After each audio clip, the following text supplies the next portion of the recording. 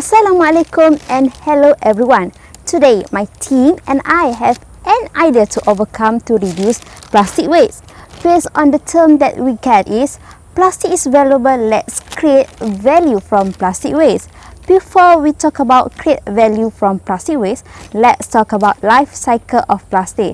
In some ways, the life of plastic is never ending. It is material that takes up to 100 years to degrade, and we can recycle certain plastics only.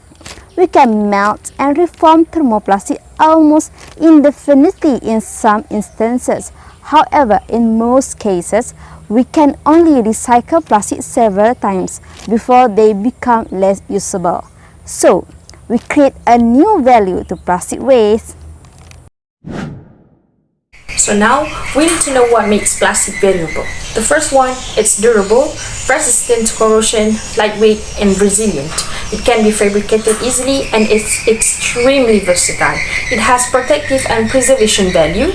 It has thermal, electric, and acoustic insulation value, reducing cost through greater efficiency. Its characteristics significantly reduce energy consumption and greenhouse gases generation, both in production and in use. But despite all of the value that I've just stated, plastic still brings the effect to the environment. The first one, plastic is ubiquitous. Plastic debris is found absolutely everywhere from the Arctic to Antarctica. It clogs street drains in our cities, it litters campground and national park, and is even piling up on Mount Everest.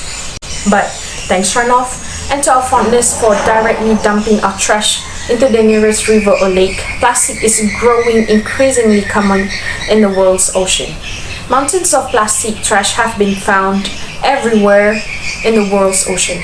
From one of the remotest speck of dirt on planet, Henderson Island, a tiny uninhabited coral atoll in the middle of the Pacific Ocean, to the deepest spot on Earth, the Mariana Trench, which plummets to a depth of 10,994 meters below sea level.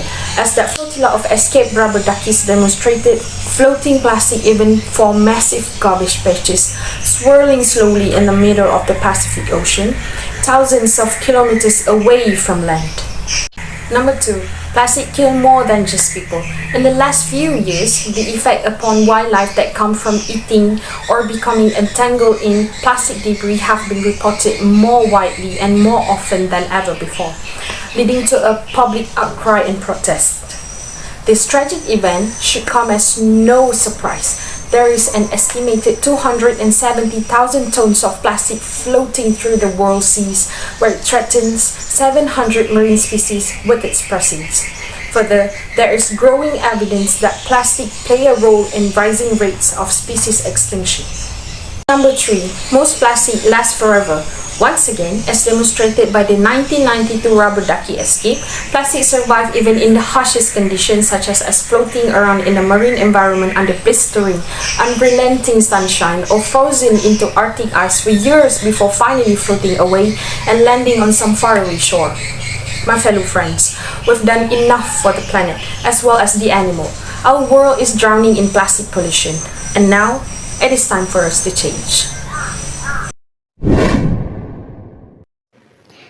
We cannot stop waste production entirely, but everyone can make a significant contribution. Think before you bin.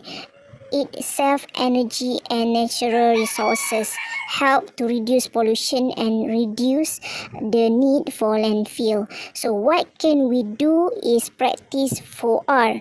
What is 4R? 4R is reduce, reuse, recycle, and recover. So reduce is to limit the amount of waste you create in the first place.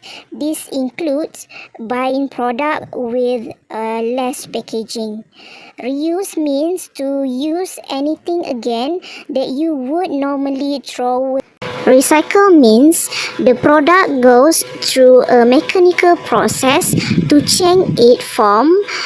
This is only recommended when reducing and reusing are not possible. Recover is to convert. waste into resources such as electricity, heat and fuel through thermal and biological means.